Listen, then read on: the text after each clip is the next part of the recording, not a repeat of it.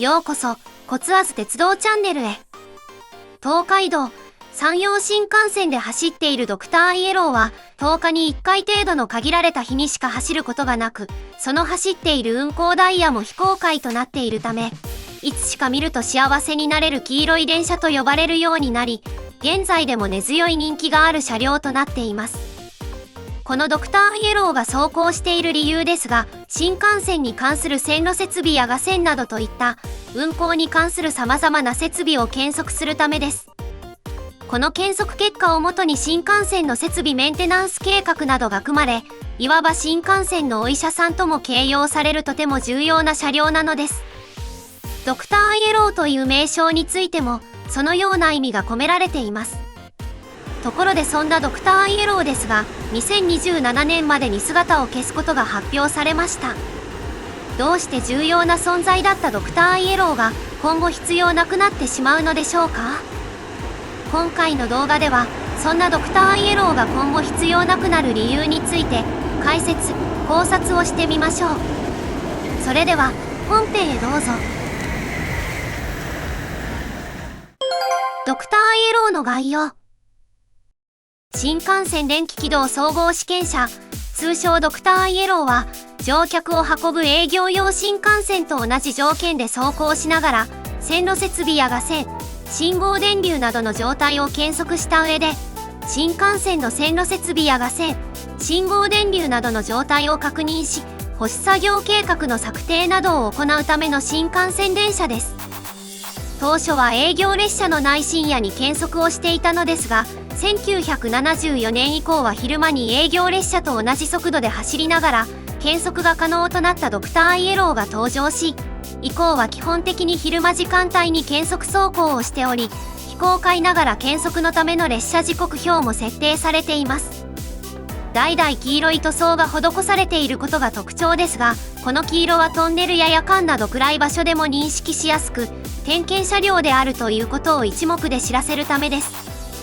黄色というのは鉄道において警戒色で使われることが多く、ドクターイエローが黄色いのもそこの発想にあると考えられます。そんなドクターイエローの変遷を簡単に遡ると、東海道新幹線開業当初はその東海道新幹線の実験線である鴨宮モデル線で走っていた車両を改造したことで誕生した921型0番台と呼ばれる2両編成の軌道検測車と4両編成の電気信号系検測車の2つに遡ることができます。しかしこれらは最高速度が低く深夜にしか検測ができなかったため、山陽新幹線博多延伸開業を前にした1974年、新幹線の旅客営業列車と同じ速度で走りながら検測作業をすることを目的に登場した922型10番台 T2 編成が登場。T2 編成が登場した1974年以降は昼間時間帯にドクターイエローを用いた検測列車が走るようになり、後にその増備編成として922型20番台 T3 編成も登場しました。ただし国鉄爆発以降に JR 東海、JR 西日本が発足し、300系や700系といったより速度の速い新幹線が登場すると、0系ベースで最高速度が210キロと遅い922型ではダイヤを組むのに支障が出始めてしまい、また車両自体も老朽化が進んできたこともあって、その代替として当時最新型の700系をベースに開発され、270キロで走行しながら検測ができる車両として開発されたのが、現在用いられている923型ということになります。923型も先代の922型と同様に2編成存在し、2000年に製造され JR 東海に所属する0番台 T4 編成と、2005年に製造され JR 西日本に所属する3000番台 T5 編成があります。なお JR 東日本が管轄している東北新幹線を中心に、北方面へ向かう新幹線については別の検測車があり、そちらも当初925型という別のドクターイエローが走っていました。925型も当初は S1 編成と S2 編成という2編成があり、これらは922型や923型が青いアクセントが入るのに対し、緑のアクセントが入るとそうとされていました。925型は後に一部区間で電源周波数の違う、当時長野新幹線と呼ばれていた北陸新幹線への入線にも対応し、JR 東日本管轄の新幹線全線で長らく活躍していましたが、こちらはドクターイエロー伝統の黄色い塗装をまとわず、白をベースとして赤いラインが入った塗装をまとい、当時の営業列車である最高速度275キロでの走行が可能で、なおかつ在来線規格の山形新幹線と秋田新幹線でも走れるよう、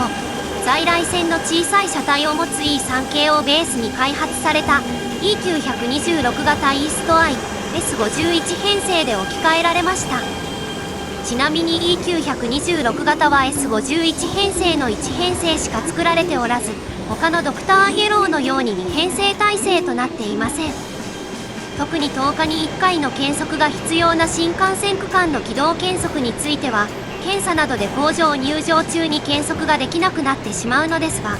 軌道検測車となるイーストアイの3号車のみを2両作り、S51 編成が検査などで工場へ入場している場合に、軌道検測車だけを長野新幹線用 E2 系の N21 編成に組み込んで、それを東北、上越、長野新幹線で走らせて検測しており、この編成をイーストアイの予備車として運用しておりました。軌道検測車を組み込んだ E2 系 N21 編成には、イーストアイ-N という非公式的な趣味車における通称があり、新幹線史上めったに類を見ないような見た目をしておりました。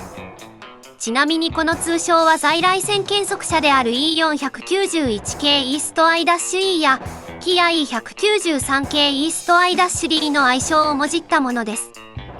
イーストアイは現在も現役でバリバリ活躍しており、JR 西日本が管轄している北陸新幹線の上越妙高、敦賀間や JR 北海道が管辖している北海道新幹線も検測しています。なおイーストアイの予備車として活用された E2 系 N21 編成は、予備の軌道検測車ともども2015年代に廃車済みですが、この代替については後の項目で触れていきます。現在のドクターイエロー923型とは？そんなドクターイエローのうち、現在使用されている700系ベースの車両については、923型という形式名を名乗っています。923型ドクターイエローは922型の老朽化や高速化に対応する目的で製造されたドクターイエローで、1998年6月に製作することが発表されました。当時量産先行車がすでに誕生しており試験中だった当時の最新型車両である700系をベースに開発され、車体の基礎構造や使用部品などは700系と共通化されています。700系との見た目上の大きな違いとしては、編成の長さが8の倍数ではなく7両となっている点、先頭部のライトの下にレーダーがある点などが挙げられます。またライト類についても通常の700系と配置が異なり、通常の700系はヘッドライトの横にテールライトがありますが、923型ではレーダーの左右にテールライトがある一方、700系でテールライトがある箇所には HID 灯があり、ハイビーム時に6灯が点灯されるようになっています。ドクターイエロー独自の黄色い車体塗装にも特徴があり、それまでは黄色5号というちょっと暗い黄色だったのですが、923型の黄色はそれよりも明るい色合いであるフレッシュイエローを中心とした塗装になっており、これに700系デザインの青いラインが追加された配色とされています。編成構成は先頭車を含む3両の動力車である電動車ユニットの間に、動力を持たない付随車としなければならない軌道検測車を挟み込む構成です。基本的に1号車から3号車で電気、通信、架線状態などを計測し、4号車で軌道の検測を行うような構成となっております。この軌道検測車である4号車ですが、今までは 17.5 メートルという短い車体に台車を3つ搭載した上で、その相対変異を測定する方式となっていました。しかし923型では他の車両と同じく車体が25メートルに伸ばされ、台車も通常と同じく2つ搭載する方式となっています。測定方法もレーザー光線を用いたものとされており、車体の下部に設けられたレーザーの基準線と台車からのセンサーとの相対変異の検出による方式となっています。残りの車両のうち5号車は3号車同様が線観測ドームがあるほか、検測係員の休憩室が設けられた構造となっており、6号車はミーティングルームや各種資材搭載スペース、7号車は添乗員や視察者などが使う添乗員室で、700系普通車に準じた座席が10列設置されています。この他に3号車と4号車にはデータ整理室も設けられたほか、トイレや流し台も3号車と5号車に設けられています。そんな923型ドクターイエローは2000年10月にデビューし、まずは922型 T2 編成の取り替え用として JR 東海保有の T4 編成が登場。当初は JR 東海保有の923型 T4 編成と JR 西日本保有の922型 T3 編成の持ち回りで検測していましたが、2003年10月の品川駅開業と合わせて実施されたダイヤ改正で、東海道新幹線から最高速度の遅い100系が全廃されることになり、同時に最高速度270キロを基準としたダイヤになり、最高速度が210キロに制限される922型での検測は、営業ダイヤへの影響がかなり大きくなってしまいました。そこで追って2005年3月、JR 西日本保有の T5 編成が製造されました。923型の最高速度はベースの700系より若干遅く、300系と同じ速度である270キロまでとなっていますが、これによって検測によるダイヤへの支障がほぼなくなったのです。もちろん最新の検測機器を多数採用することによって高速化したのにもかかわらず検測の精度も上がっています。しかし2007年に最高速度300キロを出せる上に車体傾斜装置を装備して東海道新幹線のカーブを高速で通過でき、しかも高い加速力を持つ N700 系が登場しました。高性能な N700 系はその後続々と投入されていき、東海道新幹線は2020年3月には N700 系への統一が完了。現在はその高性能な N700 系とその後継である N700S の2車種で東海道新幹線の運行が全て賄われています。2020年3月以降も923型は引き続き運行しておりますが、東海道新幹線を285キロで走れてカーブも速く走れ、さらに山陽新幹線では300キロで走れる車両が増え、そういった環境の中でカーブはそこまで速度を出せず、最高速度も270キロに制限される923型でも、今のダイヤでは支障が出てきてしまっていると言えそうです。さらに製造後に10年が経過したことによる車両の老朽化もあり、そういった状況も含めて7日923型も引退の運びへ。JR 東海保有の T4 編成は2025年1月に引退し、引き続き継続して使用する JR 西日本保有の T5 編成も2027年までに引退。ドクターイエローとしての後継車は作られる予定はないのですが、実はもうドクターイエロー、不要となりつつあると言えるのです。ところで、どうしてドクターイエローは不要になりつつあるのでしょうか？ドクターイエローが不要になりつつある理由。東海道、山陽新幹線では923型まで続いてきた幸せを呼ぶ新幹線のお医者さん、ドクターイエロー。ドクターイエローは新幹線の安全運行を守るために10日に1日ほどのペースで走り続けていますが、今そんなドクターイエローの存在自体が不要になりつつあると言いました。それはどうしてでしょうか？その答えこそ、検測機器を営業用車両に搭載できるようになり、営業用車両で検測が可能になっていることにあります。ところで近年の JR 東日本においては、営業用車両で営業運転をしながら線路状態を連続的に確認できる線路設備モニタリング装置という装置を導入しています。この線路設備モニタリング装置は起動材料モニタリング装置と車体走化型完成静止軌道検測装置の2つから構成されるものです。起動材料モニタリング装置はレールの継ぎ目板やレールと枕木の締結装置などをはじめ、起動材料の状態を常時撮影し続ける装置となっており、それだけでなく異常を見つけたら自動で検知まで可能で、今までは目視での状態確認が必要だった検査の自動化を可能として作業負担の軽減を図れるという優れものです。もう一つの車体走化型完成静止軌道検測装置は高低、通り、期間、水準、平面性などといった軌道変異を営業列車から高頻度に測定ができるものです。従来の台車の変異差などを活用した検測ではなく、加速度計、ジャイロ装置、二軸レール変異検出装置などが内蔵された検測ユニットを用いての軌道検測となっており、これを用いて営業運転中に連続的な検測を実施することで保守計画の策定や軌道状態の維持がしやすくなるというものです。 JR 東日本の在来線においては2012年から試験運用が始まり、2018年3月より本格導入がスタートしております。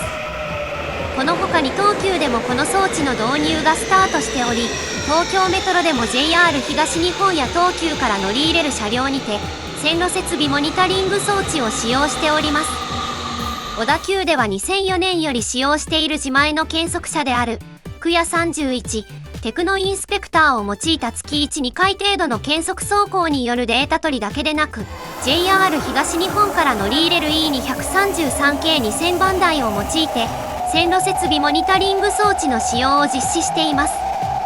また2024年度に追加新増される5000型のうち1編成に対してモニタリング装置を搭載する計画としており、この中には線路設備モニタリング装置も含まれると考えられます。5000型に搭載されるモニタリング装置についてはクヤ31と同等以上の機能を備えたものとされる見込みです。小田急ではクヤ31の処遇は今後検討するとしていますが、この事例からもドクターイエローをはじめとした専用の検測車が不要になりつつあると言えるかと思います。ここまでは在来線における検測車代替を見ましたが、新幹線においてはどうでしょうか。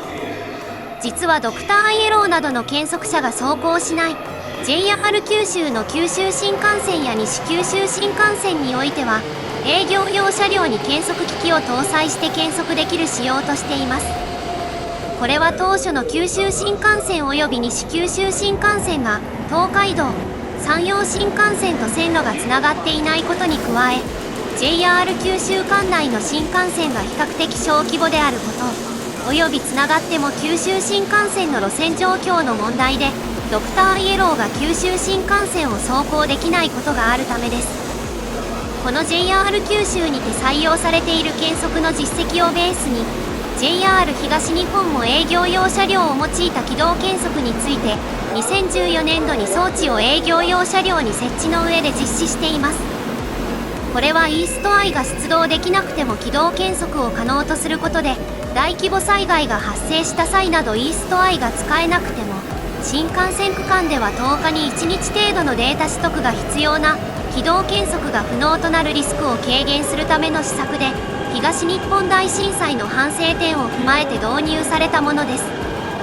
JR 東日本の新幹線における営業用車両を用いた軌道検測は完成静止軌道検測装置を編成の前後先頭車に搭載し、これを用いて実施できるようにしています。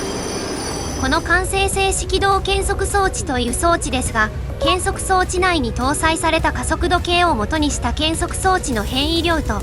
左右それぞれのレールの変異量を計算するレーザー変異計を用いて算出した検測装置とレールの相対変異量を用いて軌道が正常かどうかを測定できるものとなっています。この完成静止軌道検測装置は当初主に東北新幹線を走る E5 系の U28 編成と主に北陸新幹線を走る E7 系の F10 編成に搭載され、東北新幹線と北陸新幹線はそれぞれの営業列車にて、上越新幹線は回送列車にて検測をするとしていました。先ほど E2 系 N21 編成にイーストアイの軌道検測車を組み込んだいわゆるイーストアイ -N の代替は何なのかを紹介しませんでしたが、その答えはこの完成静止軌道検測装置を搭載した E5 系 U28 編成と E7 系 F10 編成ということになります。ただし E7KF10 編成については2019年の台風19号ハギビスで発生した長野新幹線車両センターの大規模水害によって水没してしまった影響ですでに廃車となっています。北陸新幹線についてはおそらく多分なのですが JR 西日本 W7K に減速装置を搭載した編成があり、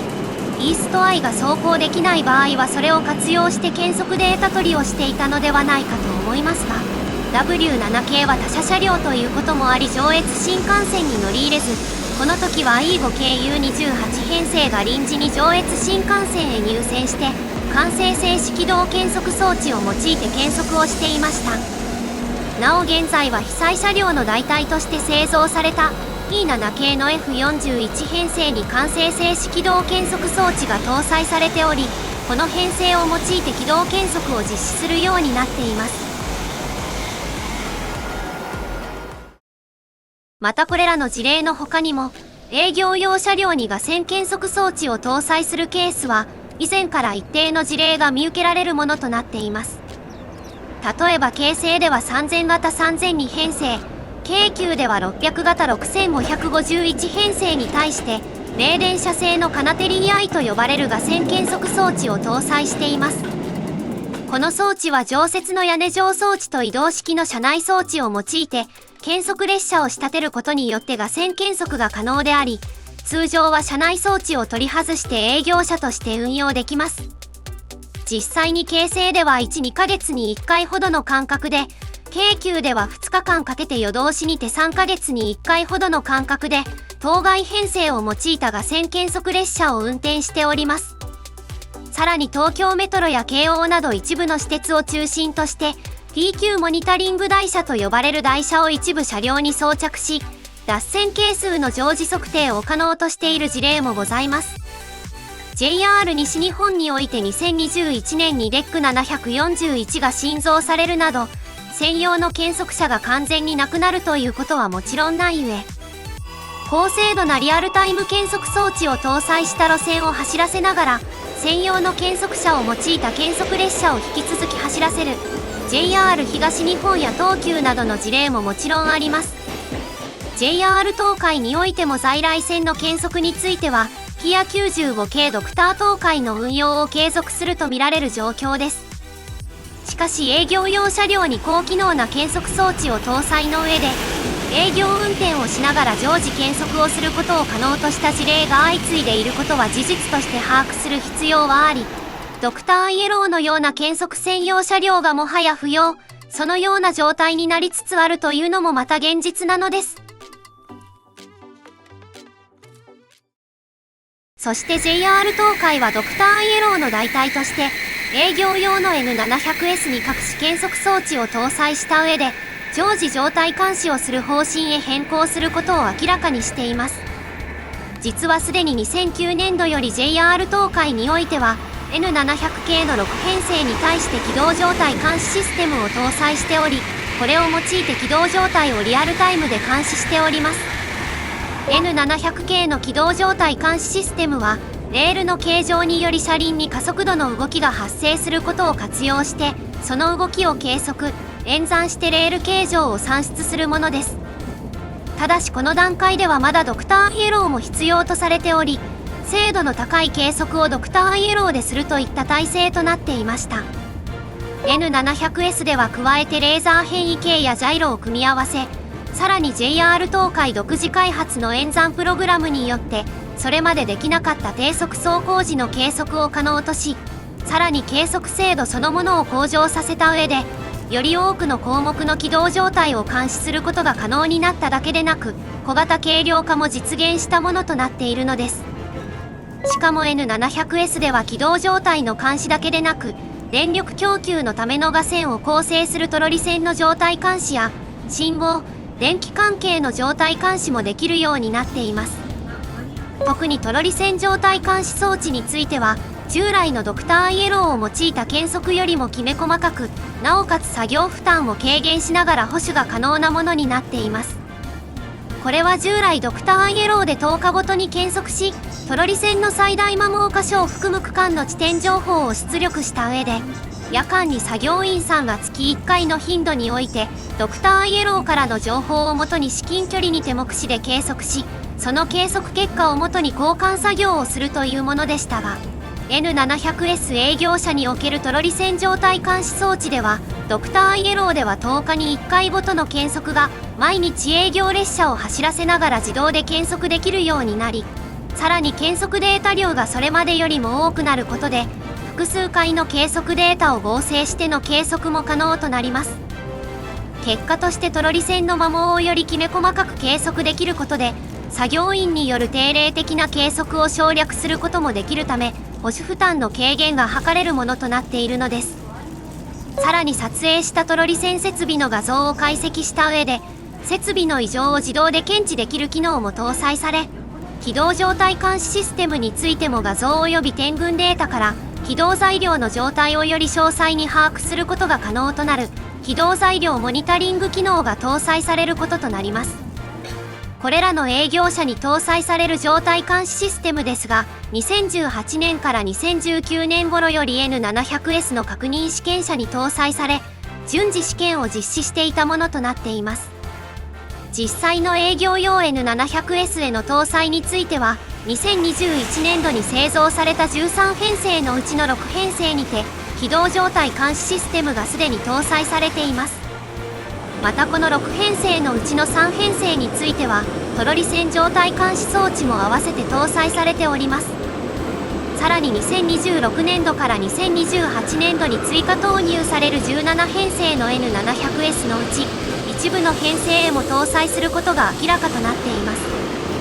これにより営業車両を用いた検測においてもドクターイエローと同等以上のデータを取得可能として、しかもそのデータは高頻度で取得ができるものとしています。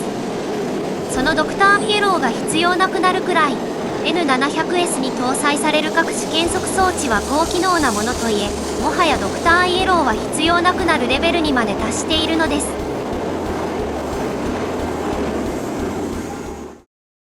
いかがだったでしょうか。2024年6月に入ってからかねてより予想こそされていたものの、ドクターイエローが引退する発表がなされ、その発表は大きな話題を呼ぶこととなりました。一方で近年は営業用車両に検測装置を搭載することで、営業運転をしながらそれまでドクターイエローをはじめ、専用車両が担っていた検測ができることも知れたかと思います。JR 東海でも以前から営業運転をしながらの検測について模索と実用化の実現に向けて進めていた成果こそ今回のドクターイエローの引退ということになります。さらにドクターイエローの代わりを営業車が担うことで置き換えスパンの長い検測専用車のデメリットである速度向上に対応しにくい問題も解消されることでしょう。一方で老若男女を問わずドクターイエローは人気であり、ドクターイエローに関するグッズも多数販売されていることから、その人気っぷりは伺えるかと思います。ドクターイエローの引退に際しては JR 側でもいくつかのイベントを実施するとしているほどです。なお近年ドクターイエローの運転日に問題となっている事柄として、見物客が安全を阻害する行為に及んでいることが目立ちます。さらにドクターイエローの引退時期が近づくにつれて、駅沿線を問わず悪質な撮影者による迷惑行為の多発も想定されます。自分がどのような立場であろうかは関係なく、ドクターイエローに限らず列車撮影や見物だけでなく、列車に乗車するなどの行為やお見送りなども含めてのことですが、安全マージンのラインとなる黄色い線より線路側に出ない、撮影は譲り合って他の迷惑にならないように行うなど、今一度皆様が心がけるべきであると言えます。特に新幹線は架線に交流25000Vの特高圧電流が流れており、自撮り棒ですら感電死する可能性が非常に高いものです。また新幹線特例法という特別に厳しい法律も定められており、ルール違反に対してはこの法律を用いた上で厳しい処罰を受けることが待ち構えています。安全・安心・正確な運行が第一であることを今一度理解し、その理解に基づいて慎んだ行動をするように心がけましょう。この動画が参考になったと思った方はぜひ評価ボタン、コメントをお願いします。またコツアズ鉄道チャンネルでは鉄道など交通に関する様々な疑問や気になる事柄などを動画にして解説形式でまとめています。チャンネル登録をしていただくと最新の動画がいち早くご覧できますので、ぜひよろしくお願いします。それではご視聴ありがとうございました。